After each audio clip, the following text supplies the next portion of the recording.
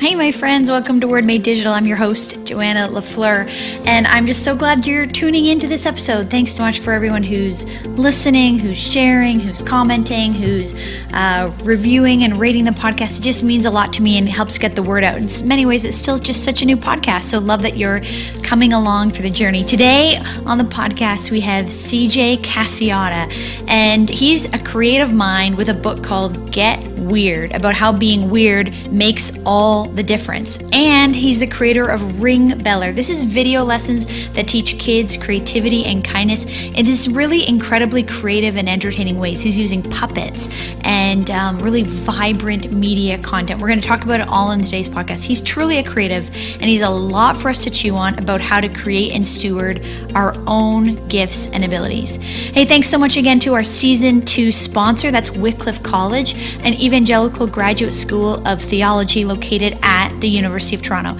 So you can get certificates or master's or doctoral programs there, even conjoint degrees, including that you get a degree from Wycliffe and University of Toronto, which is one of the top universities in the whole world. And so I decided to go there for my own studies because as I went into full-time church ministry work, coming out of a business background, up until I'd gone into church, my work had really been more in tech companies, and I worked in the car industry and just things that weren't really related to church work. And I knew that I needed some theological foundation for my work in church and Christian communications. And so I ended up at Wycliffe College. It was a great fit for me and what I was looking for at the time. And I think it could be a great fit for you too, because you can go full-time or part-time or online or in class, whatever really works for you. I think for me, it was a great complement to my business degree. And it was really a formal time of study that enabled me to solidify some of my own thinking on some of the bigger theological issues and a sense of the whole picture of the arch of the Bible and Christian thinking throughout the last few thousand years. So I think that probably comes across in all the work that I do, whether I'm working in church or consulting, or whether I'm writing or talking to people on podcasts. I hope that comes through. And the theological basis that I come from is Wycliffe College. So if you want to know more about Wycliffe, how it affected my own spiritual formation, or just you want to know more about the school, there's a special interview just for you as listeners of the podcast, wycliffecollege.ca/Word Made Digital. There's a link to it in the show notes. I want you to go check that out. All right, and now let's dive into the interview with CJ. Welcome to the Word Made Digital podcast with Joanna LaFleur. You're listening to Season 2, sponsored by Wycliffe College. Word Made Digital brings you interviews with brilliant Christian creatives and communicators to inspire, challenge, and equip you in your own work. The church carries the best news in the world, so we want to help you be the best creatives and communicators in the world. Here we go. Well, hi, CJ. Thanks so much for joining me on the podcast. I'm so glad to have you. Thanks for doing the work and for having me. So I'd love you to just start out with, who are you? Give us some context. Where am I speaking to you from today? Yeah, currently I live in Nashville, Tennessee, where all the cool kids are, and they let me in by the skin of my teeth, which is fun. So yeah, I've got this wonderful family, and we got 2 kids, really great wife, and we're just hanging out in Nashville and trying to make some stuff that hopefully helps people. Yeah, trying to make some stuff, that feels like an understatement. We're gonna go into this today, obviously, some of your big projects that you're working on. I just said before we started recording, I think you are such an intriguing person. You are a different person than anyone else I think we've had so far on the podcast, which is exactly why I want to talk to you.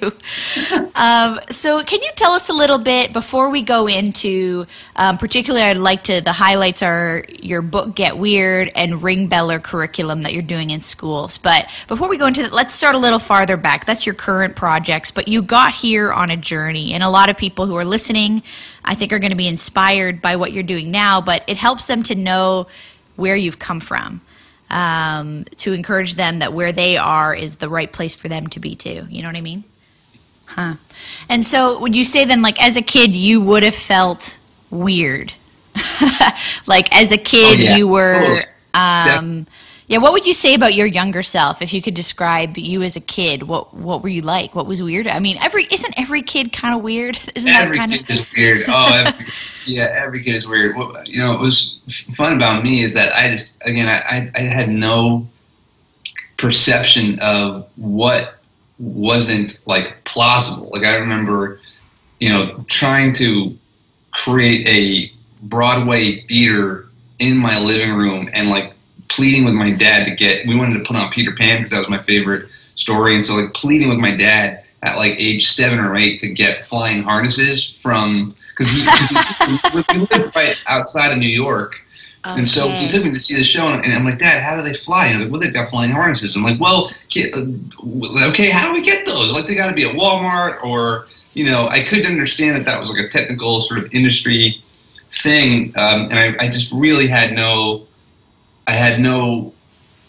understanding of the word no, of like, no, you can't do this, you're too young, whatever. And honestly, I think that, for better or for worse, that's something that has turned into a strength as I've gotten older, as I've done things like start a kids nonprofit and write a book. There's still a little bit of like, yeah, I could probably do this, and then I get into it and go, oh, this is why a lot of people don't, because it's super hard. But I think that gene, or maybe that lack of gene, that says, yeah, I think I could actually do this, and I don't see why I couldn't if other people are. That has hopefully served me somewhat well throughout the years of my adulthood. I don't know. Time will tell, I guess.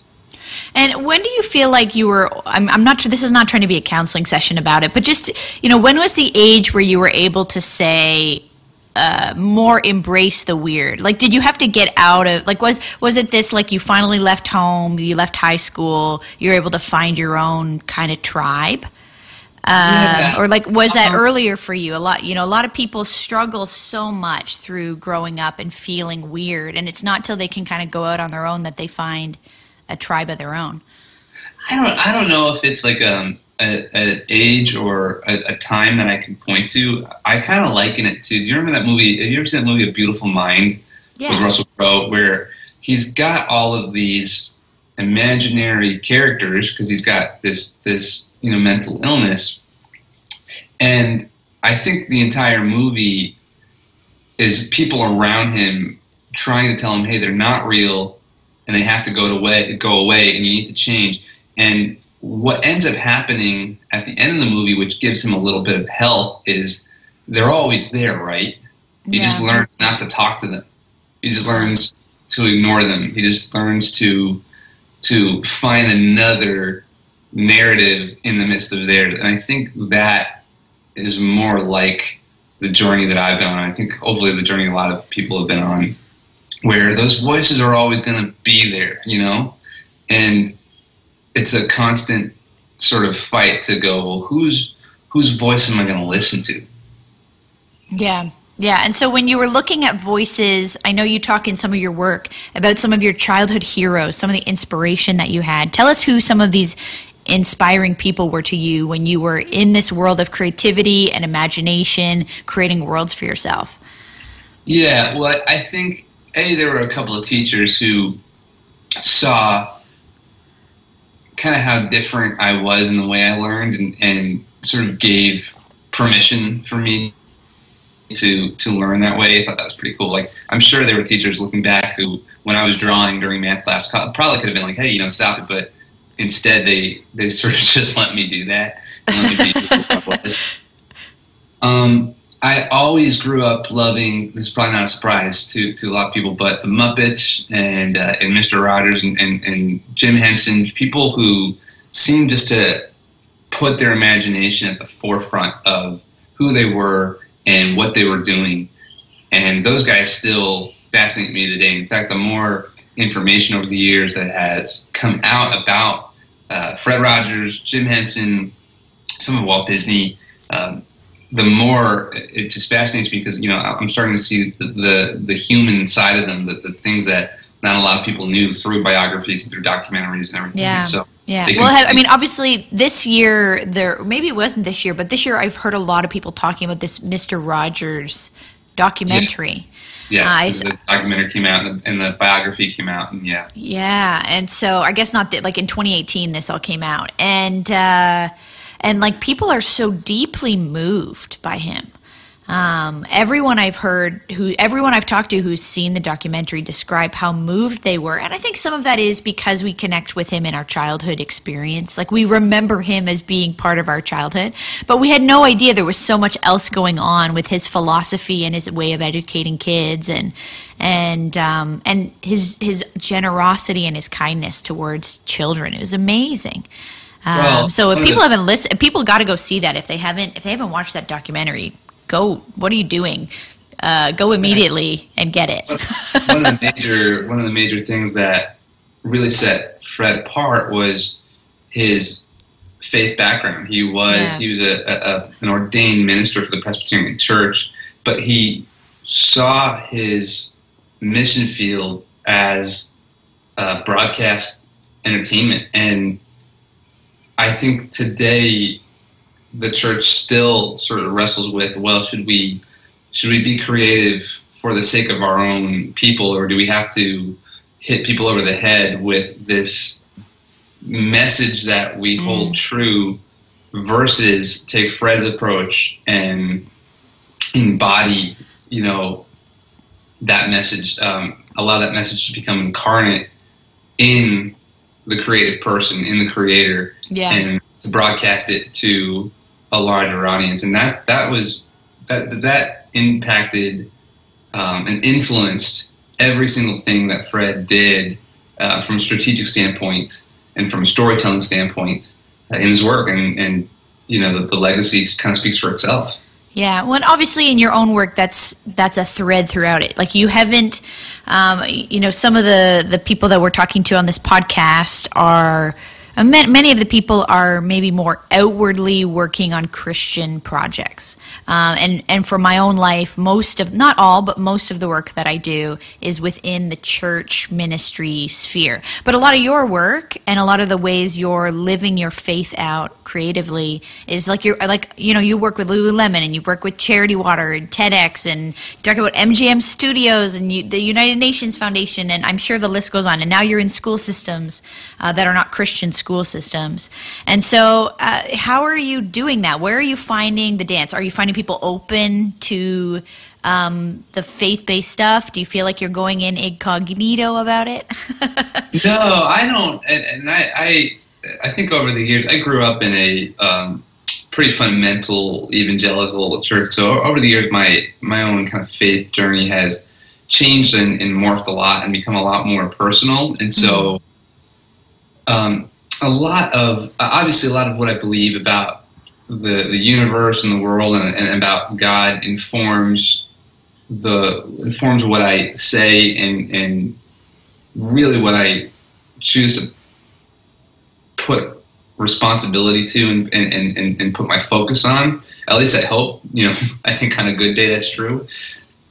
But I don't have the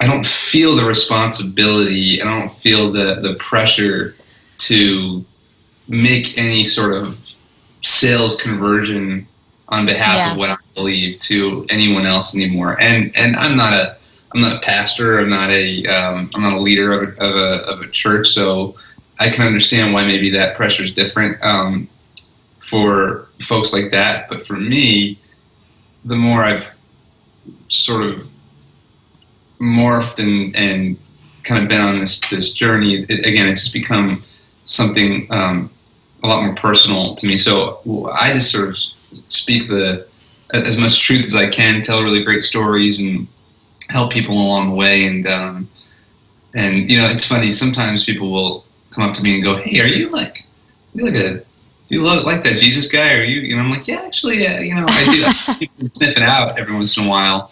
But yeah, that's been my approach for the past, I'd say 5 or 6 years. Yeah, that makes a lot of sense. I mean, it's not like, they didn't see that you had the Jesus fish on your car when you drove out of the parking lot or something. That's the giveaway.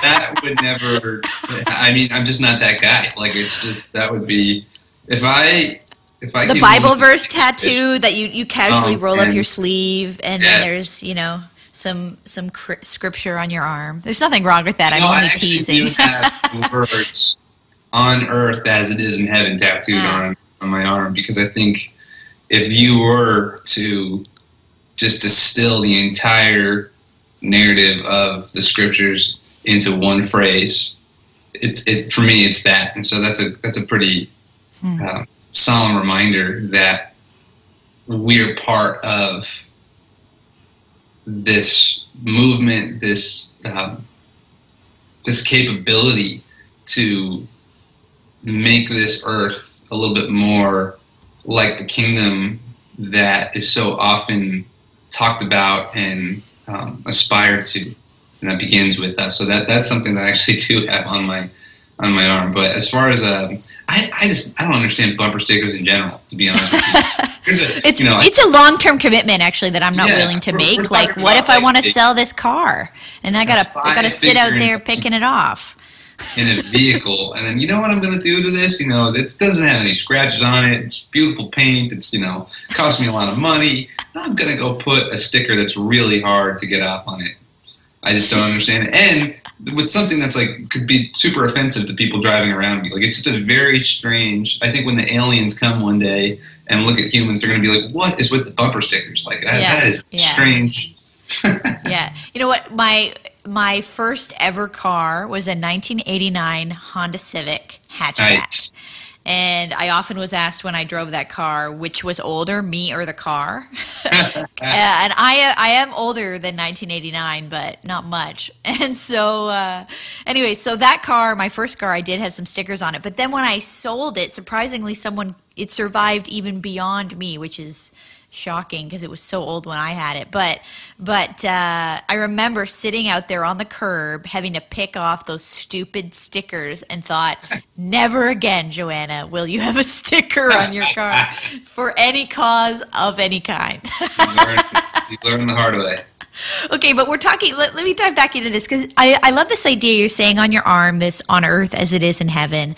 And in many ways, actually, the whole message of Christianity, the message that Jesus is bringing, is this upside down, strange or weird or new kingdom, a new way of behaving in the midst of an old. And so the teachings of Jesus were so perplexing to people because they were weird. They were turning what people understood to be the plumb line, and just like they were adjusting, he was adjusting it a little bit. This kingdom, this heavenly thing that we're talking about is weird when we look at it from an earthly perspective. And so I'd love to know, you talk about this sacred weird. Tell me about that. Yeah, the sacred weird is just really another name for the true self. When you realize that you are born with a unique strand of DNA, with a unique soul, however you want to qualify soul, it forces you, I think, at some point to go, well, what am I going to do about that? Who am I going to become? Because the reality is I am, whether I like it or not, I am different than any other person on the planet. And so your weirdness, your differentiation, your uniqueness, your set apartness is sacred. There's a beauty to that. And it's also something, it's sacred because it can't be taken away from somebody else, right? Somebody can steal, we talk about identity theft. Well, really that's not your identity, right? It's the outer layers that people confuse with their identity. It's your narrative. It's the things that you grasp onto, but your identity at the end of the day can't be taken away from you because it lives beneath all of that other stuff.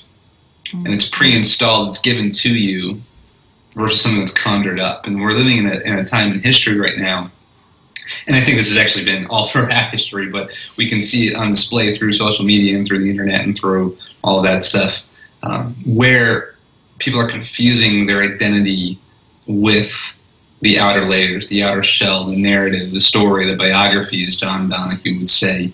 And the sacred weird is a phrase that I hope people cling on to, that reminds them there's a place in their soul, as the 4th century mystic Meister Eckhart said, where there's a place in your soul where you've never been wounded. You can't be wounded. That's your sacred weird. Oh, I love that. And so what do you think about Jesus as a weirdo? Like this mysterious God in flesh weirdo. How does that context, how does knowing this research and these things you've been doing about weird, how does that relate to your understanding of faith? Well, yeah, I mean, I think if he were to arrive on the scene today, like, I don't know if a lot of us would like him very much. I think a lot of us would say that guy is weird, and that guy is flipping sort of the switch on what we are comfortable with and know to be true, and think the way the world works. And I think that was just as true from everything I've read and understand when he became flesh 2,000 years ago, in that time where Israel was under Roman oppression, and people wanted a warrior king, and they wanted somebody to end that oppression in a very tangible way. And the guy gets up and he goes, "Love your enemy, turn the other cheek. Blessed are those who are actually suffering, because theirs is the kingdom." I mean, that would piss a lot of people off back then and today. I know you guys are a little bit more fortunate in the sense of you have a leader who isn't tearing the country to shreds right now. Sorry, do you mean in Canada? Is that what you mean? Canada, yeah. But man, it's a mess, isn't it? It really is, and so that whole love your enemies thing is again. I just wonder if Jesus arrived today in the middle of North America, who would react to him, and how would they react? Yeah.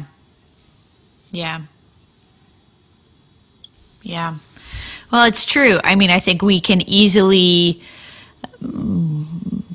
What would be the right way of saying this? Like we can put Jesus into a very clean little box. I'm at a loss for the right words. I can't find the word right now, but just this idea, sterilized or something, that we take the life and the teachings of Jesus and we make it very safe. And which, of course, speaking of tattoos, I have the lion tattoo on my arm, which is always, in some ways, a reference to Aslan and C.S. Lewis, of course, that Jesus is good, but he's not safe. Yeah. By the way, you want to talk about a weirdo? Look no further than C.S. Lewis. Right? Isn't he amazing? If he were around today, people would be very confused by him as well. Yeah. Well, and in some ways, his teachings that, we hold him up very high, but actually I think some conservative and evangelical kinds of churches, if they dug into it, wouldn't really agree with some of his theological positions, but they love him because he wrote those lovely books about Narnia. you gotta die first and wait about 2 decades for people to actually appreciate you from any sort of theological standpoint. Yeah, I mean, yes, perhaps that is true. Hopefully not for you, as we move into some of your work and some of your art. So we're circling around the topic, but we haven't actually named it. You have a book. It just released not too long ago, called Get Weird, Discover the Surprising Secret to Making a Difference. I'm holding it here in my hand. I have a copy of it here. And I'd love to know more about why it was time to write the book. You've been doing the weird stuff for a long time, but why was it time to actually compile this into a book? Yeah, I you know what? I think some of that's very mysterious. Like I don't know why it actually, happened when it happened, but I've been writing for, a good 10 years and wanting to always write a book. And so that's kind of always been on the horizon. And so we ended up figuring out that this was sort of the hook, the message of weirdness. And for whatever reason, that kind of stuck, and a publisher picked it up and said, go for it. And here we are now. But I think it was probably time to write the book because I finally sort of landed on that message versus other messages. Like I used to talk about movements a lot. I had a podcast called Sounds Like a Movement, and I would always talk about how movements were weird, But whenever I would get up and speak or write or talk about movements, I felt like I was kind of missing people a bit. Like it was a little bit over people's head. And when I started I remember I spoke at a conference one time and I said, you know what, I'm gonna just experiment with this. I'm just gonna kind of switch this message. I'm gonna do the same talk, but I'm gonna talk about weirdness and how movements are weird and really emphasize that. And it was like the light bulbs went on in everybody's head. Huh. Okay, I think there's something here. And so then I decided to talk about weird a lot more and make that the word to kind of latch onto. Oh, that's so interesting. I love this, for communicators who are listening. This idea that you had been talking about this for a while, but you hadn't found the right word. Just like a few minutes ago, I was searching for a word. I'm still annoyed that I couldn't find the one I meant to use, but that the word weird gave you that key to unlock people's understanding of what you'd been talking about for a long time. Yeah, and I think that's the writers and the communicators' long struggle, right? Yeah. It's a lot of, and then there's this weird, pun intended, dance with your audience too, of you could think it's the best word ever, the best message, and it's only as good as how it clicks, with the people that you're trying to reach. And so honestly, that was just a lot of trial and error. But I feel like once I landed on that, and I was like, okay, cool. And the other thing too, and this will be a nice dovetail, is that I had this idea to start doing some of the things that I was doing in journalism and in interviewing people and in writing and in production, but doing it for kids, because kids need to know that there's a movement inside of them as well. And that same talk at that same conference, when I decided to switch the message to weird, it was the first time that somebody came up afterwards to me and they said, that's a great message, and I really, really hope, she knew nothing about me, so I really, really hope you figure out a way to tell that message to kids, because kids really need to learn that. She goes, I'm a teacher, and kids really need to know that. And I'll tell you, every time I've given a version of that message since then, somebody comes up to me afterwards and says a version of the same thing. Wow. So let's talk about it. There's this project that you've been working on for a long time, and actually just this month there's been some new developments in it, even with fundraising and all this kind of stuff. Ringbeller, tell us about it. Where did it come from? What's the dream? What are you building? Yeah, so Ringbeller is essentially, we call it video lessons that teach kids creativity and kindness. And so we liken it to Ted meets Sesame Street, or Ted meets Mr. Rogers. Really the format is we interview a bunch of creative grown-ups, people who run podcasts or are writers or scientists or artists in their community, activists, really from all over the country and eventually all over the world. And we expose those creative grown-ups to kids through those interviews, through those videos, so that kids can understand that their imagination, which again is pre-installed within them, has that same ability to help their community become a better place. Their imagination has the power to palpably change things. And so that's what we're doing. We're creating a video library for K through 5 students. We're starting with our 4th grade curriculum. We're knee deep in production right now. I actually fly out on Friday to St. Louis, Missouri to interview this really amazing woman named Antoinette Carroll, who in the midst of the Ferguson crisis started something called the Creative Reaction Lab, which is really helping kids learn design thinking skills and creative skills to kind of help them process all of the negative stuff that was going on in their community. So those are the kind of people that we're interviewing, and those are the kind of people we want to give kids access to, because I just think there's a bunch of kids all over the world who are in an education system that teaches them, the 3 R's, right? Which aren't really R's to begin with, but reading, writing, and arithmetic, and those things are all good. But I thought you were going to say reduce, reuse, recycle, the 3 R's. Those two, yeah, those are actual R's, right? But what they're not always learning is sort of that tangible, practical reality that there are people who are just like them, who have creativity in their bones, imagination in their mind, and decided to do something about it. And by deciding to do something about it, they've changed the narrative. They've broken a cycle. They've made things better. And I think the more we can teach kids that from an early age, that their weirdness matters, that their imagination matters, and that they can change the status quo, I think we're going to start to see a healthier, more vibrant, more collaborative and compassionate world. And you're doing it through storytelling and puppets. Well, like I said, Jim Henson's one of my heroes, and so you have to pay off somehow. But yeah, and honestly, puppets are just cheaper than digital animation these days. So well, this is what I was going to ask you about, because I was curious about the decision. And when people hear puppets, you're talking about large. I mean, you'd be better to, maybe you have a better way of describing them. These are large. These are not like puppets on your hand that you're talking to. These are huge, life-size puppets, Jim Henson style.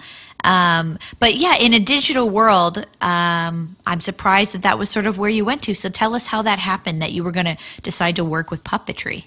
No, I was being facetious about being cheaper, but honestly, really one of the reasons is that there's so much digital animation going on in kids' entertainment and kids' edutainment that we just thought it'd be really fun to sort of break that monotony up a little bit and create something that was a little bit more tangible and real. And so we've got these two characters named Crumbaker and Unk, and they're an alien and a robot who host the news for their planet Ringbeller. And they're very interested. They're always reporting on this earthling energy source called imagination that's in danger of evaporating.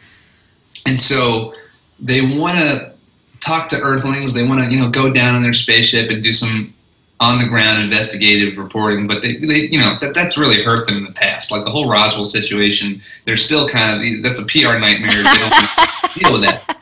Yeah, so this is funny, right? Like, this is funny content. Oh, man, it's so good. So if they realize at some point that if they connect with kids, that A, kids are really close to this imaginative energy source, and B, they won't blow their cover, that they will start to, really figure out more about this imagination energy source. And so every episode begins with Crumbaker and Unk hosting the news from their newsroom, but then they go to a reporter in the field who's a kid, and that kid interviews one of the creative grown-ups. And so that's kind of where we're likening it to Ted, but meets Sesame Street. And so, yeah, these puppets were really beautifully designed by a woman who out of Atlanta, and then we're actually working with the guy who did all the Baby Einstein puppetry and Disney as well to sort of do a 2.0 version of them, because we ran into some issues early on just with like maneuverability and stuff. But yeah, we're in the middle of producing our 4th grade curriculum, and we'll be in classrooms starting March 2019. So we're really excited about it. Wow. And like, what school is this through the school boards? Like, how are you getting into the schools? Like, how are teachers finding out about this content?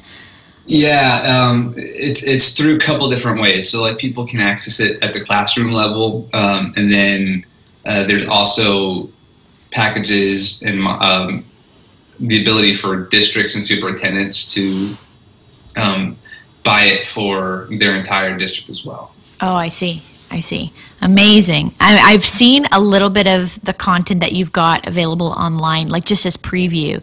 And it's bright and vibrant and funny. It's entertaining. They're teasing you a little bit. They're kind of making fun of you. They think you're boring, and they come in with their, these puppets with their hilarity and vibrancy. And I mean, it's really entertaining, but it's talking about something so important. Obviously, violence in schools and bullying and all this stuff, but how do we turn the conversation to be about, rather than stop bullying, how about start creating, start embracing the weird, Yeah, and what nobody is really talking about, and the thing that I'm really passionate about, and this might be interesting for your specific audience of creators and communicators, is no one is really sort of marrying creativity and character development together, especially from an education standpoint. And they're intrinsically linked. Like, I don't know what it's like in Canada, but in the U.S., 80% of schools over the years have taken away funding for the arts and humanities, any programs and any curriculum in the arts and humanities. Now, on a parallel track, we've got more school violence, more bullying, more self-harm in the U.S. than ever before. Yeah. I mean, it's the same. It's the same in Canada. In general, it's the same. And so I look at those two statistics and I go, man, if only there was this discipline that's been around since the dawn of time, that Aristotle and Socrates and every form of education valued, called the arts and humanities, that helped people literally learn how to express their feelings, right, and empathy ways. Yeah. And we remove that, and then we're wondering why a generation of human beings don't know how to express themselves and are turning instead to really negative, harmful ways of doing that. Yeah. Well, I've been, in a recent holiday, I went on a bit of a deep dive into Brenda Brown stuff. I mean, obviously she's been around for a long time, but I hadn't really engaged with a lot of the content. I see the quotes everybody posts everywhere from her, but I hadn't really gone into the depths of her content and her research. And it's this idea that she was saying about empathy and how we lack sort of an emotional vocabulary of our own experiences, but then also the experiences of others. Something like the average person can articulate 3 different feelings: happy, sad, mad. Yeah. But to be a healthy and empathetic adult and to have healthy relationships, there are about 30 different emotions that we need to be able to articulate, both in ourselves and recognize in other people when they're experiencing them in front of us. And we lack a lot of skill in this area, I think culturally. It's just, we shut down our feelings. We in the same way, like feelings are uncomfortable, feelings are weird. We don't want to talk about this.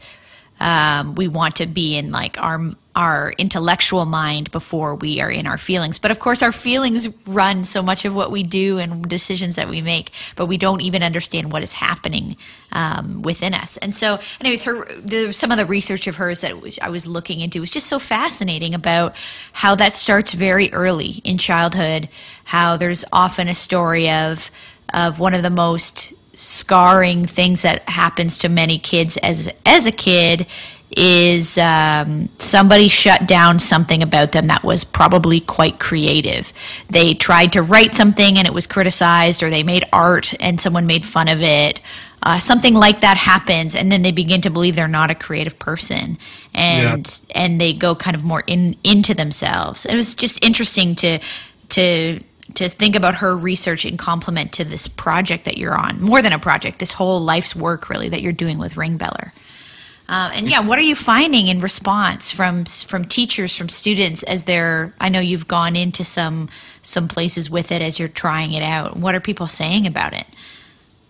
People so far the response has been really, really great. And kids seem to connect with the fact that we're a little bit different than most of the character development or creativity stuff that's kind of out there right now. And then teachers are really pumped because it gives them the ability to start talking about this stuff in their classrooms without doing a ton more work and prep time, which, teachers are some of the most just like overworked, overscheduled people you could possibly imagine.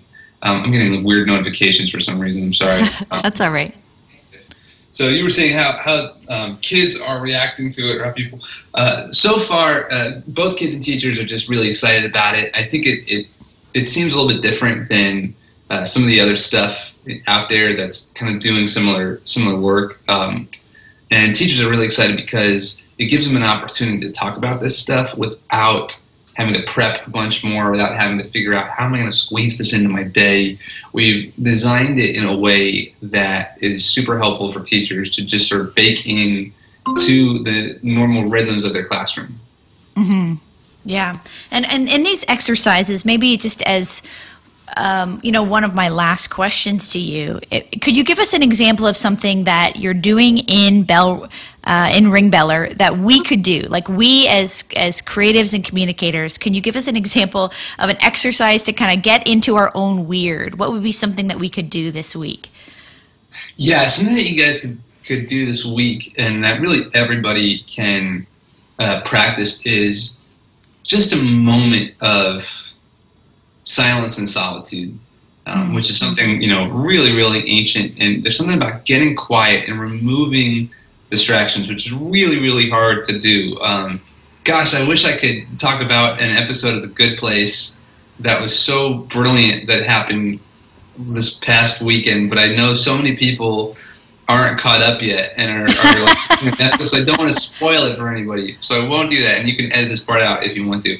But the practice of the practice of silence and solitude is a really tested, ancient practice that's so easy to do when we talk about it and so difficult to do in reality because we're more bombarded than any other group of people in history with notifications, with messages, with bright screens that give us a dopamine hit every time we look at them.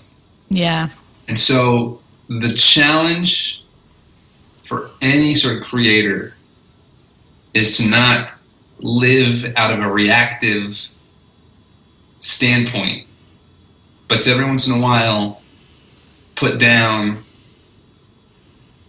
their weapons, put down their devices, and simply be alone with their thoughts, alone with their imagination, and see what comes out of the sacred weird just naturally, because it's in there. You have this superpower.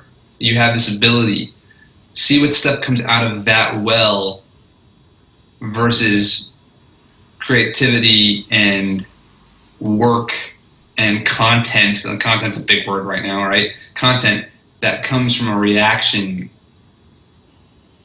from being bombarded with messages and comparisons and other content all day long.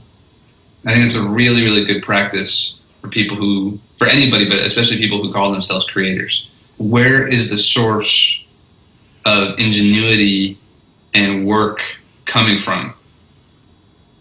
Yeah, I love that. So it's like this week we put it in our calendar, and it's a time where we need to just like shut everything down.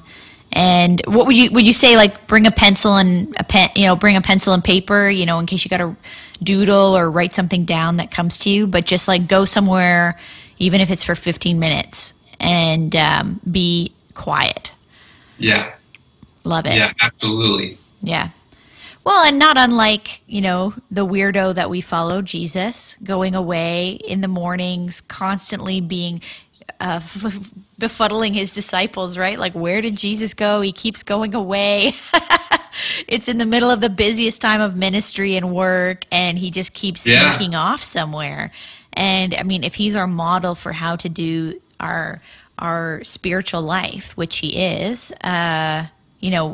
why if he needed it, do we not need it? This idea of, and of course, like going away with scripture and all that stuff is good. But as you're saying, just sometimes even that can be a distraction from the quiet that we need. Not that the Bible is a distraction, but sometimes we just need to be in silence and to let whatever's in our brains come out. I love that. Well, CJ, how will people find you if they want to find you? Where is the place if they want to see your content? If they're thinking they want to get you speaking at their event, or they want to get your book, where do people go? Yeah, if you just go to mynameiscj.com, all of that stuff that you mentioned is there. So speaking, the book, Get Weird, Ringbeller, all the stuff that I'm up to is at mynameiscj.com. Awesome. My name is CJ. And that you didn't want to use your last name? Like no one knows how to spell it? I spell my last name. It's a very fun Italian last name, but it's got way too many letters in it. Yeah, no, just out of curiosity, how far back is the Italian? Like, was it your parents, your grandparents? Who were the people who brought that name to America? My Nona, my grandmother, was essentially mail-order bride from Sicily. And so my dad's been doing a bunch of that Ancestry.com stuff, and he's finding is really fascinating. And so I've never been over to Italy, and that's one of my bucket list goals to get over and do some research myself. Oh, that'd be amazing. Yeah, go there, eat all the food. I think when you're in Italy, the calories don't count, and you should have gelato two times a day. That's right. It's about the water, right? I mean, the water is like different, and the calories don't actually. There's fruit in it sometimes. Exactly. So. Yeah. I hope you get there.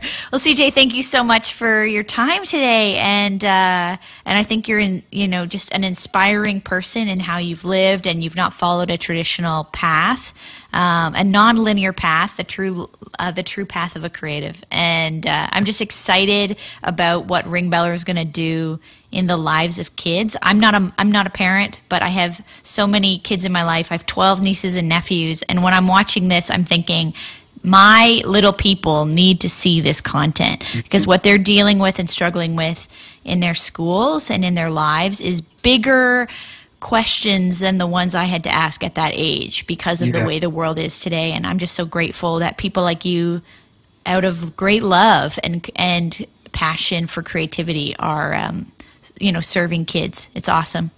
Oh, well, thanks. I really appreciate what you're doing, Joanna. Just giving voice to people who are not following that linear path. It's a big deal. Yeah. Well, thanks so much, and we'll see you soon. All right. Well, CJ, thanks again so much for joining us on the podcast. Next week, we're going to be talking to a friend and mentor of mine, Helen Burns. She's from Relate Church here in Canada. And she and her husband, John, have an amazing church story. And they travel the world talking about dating and sex and healthy marriage. They have done local TV and radio. And now they actually host a show on Hillsong Channel called Sex, Love, and Relationships. Maybe you've seen it, or you've on the Hillsong social media, you've seen clips of them from their show, Sex, Love, and Relationships. So we're going to be talking to her about what it's been like communicating on these kinds of stages and platforms through many decades of ministry, and how that has come to be with the Hillsong show, and really what she's been learning over many decades of working in creative and digital media. So can't wait for next week's episode. But hey, thanks again to our sponsor, Wycliffe College.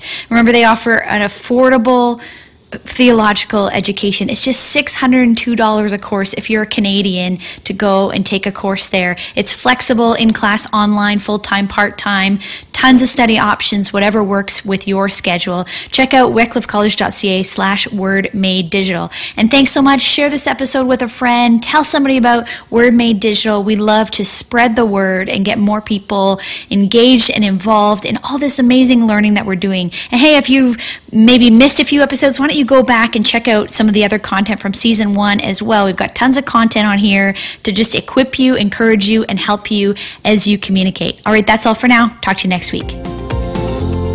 Thanks for listening to the Word Made Digital podcast with Joanna LaFleur. If you like this content, hit subscribe and share this episode with your friends.